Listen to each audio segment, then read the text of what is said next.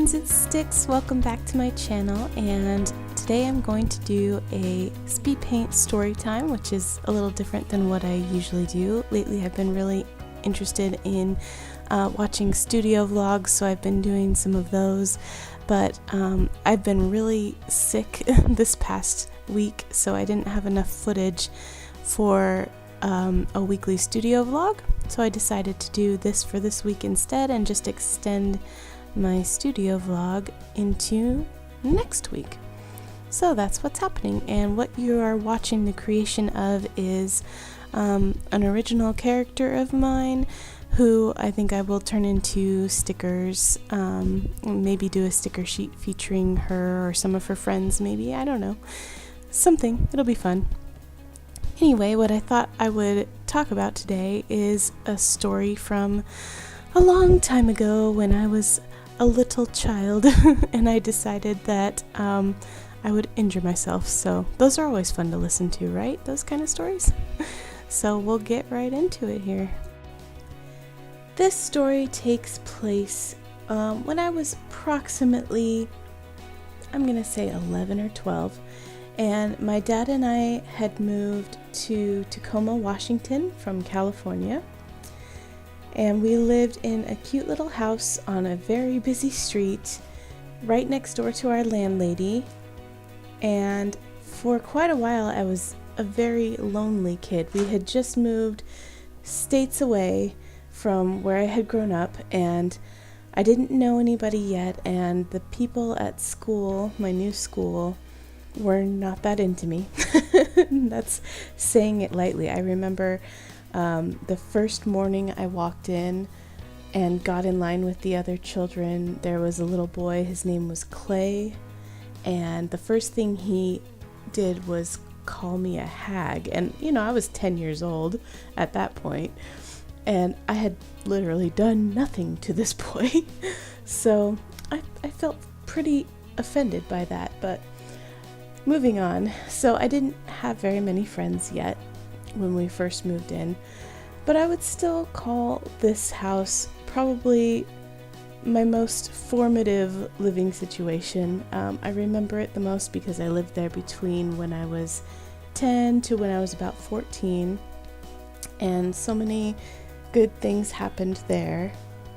Eventually, I guess my dad had mentioned to our landlady who lived next door that I was having some trouble making friends, and she suggested that she could introduce me to the nice family that lived across the street who had 5 kids, varying in ages, and that's what she did, and that's how I met some of my best childhood friends.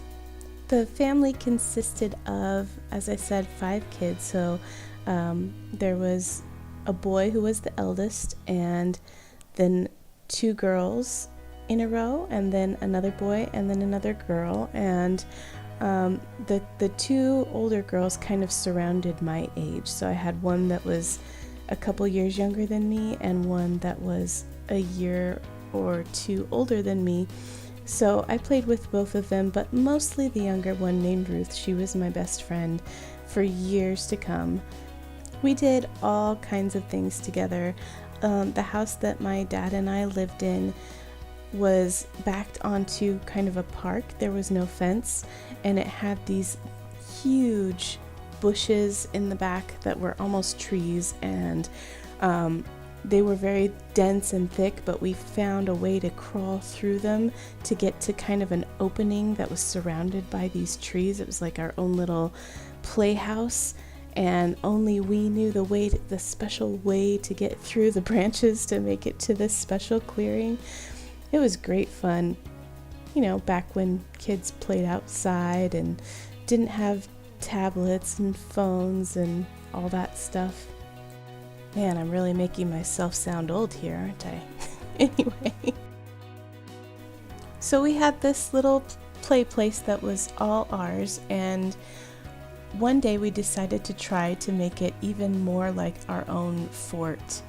And in order to do this, we noticed that my dad's landlady had some windows in frames stacked against the side of her house. I guess she was maybe replacing the windows in her house. I can't remember exactly. But we were going to use these and a bunch of, I guess, sticks and logs to try to build like a cabin, which, I mean, great idea, very impressive if we could actually get that working. I don't know how we plan to do it, but anyway, we thought we'd start with these windows.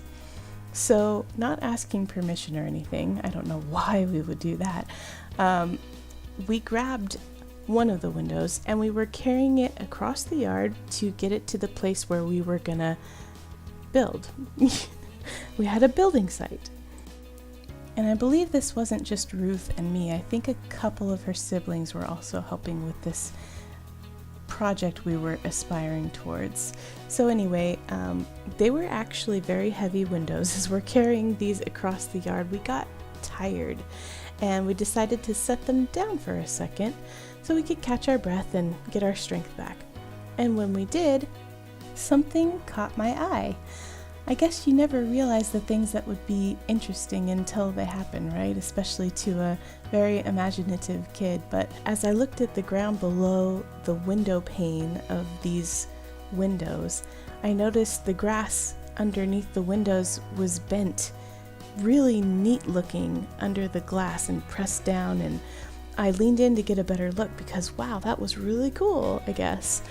And silly me, I put my hands on the glass so that I could see what would happen if there was more pressure on the grass below.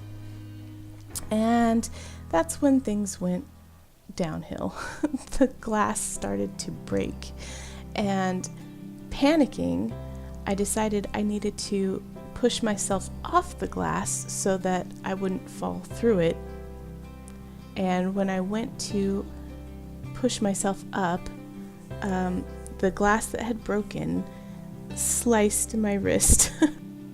It took me a little bit to even notice something was wrong because I was still worried about the glass breaking and me falling. I was just relieved I had actually been able to stand up and kind of get away from that. But then I looked at my wrist and I noticed I was bleeding quite a bit, and so did my friends. And I think Ruth's older sister, Teresa, told me to put pressure on it because, as you probably know, a wrist injury, a cut there, can be quite dangerous if it bleeds too much. And that's when I noticed there was a huge flap of skin just kind of hanging down, and it was a pretty deep cut. It was gushing pretty good.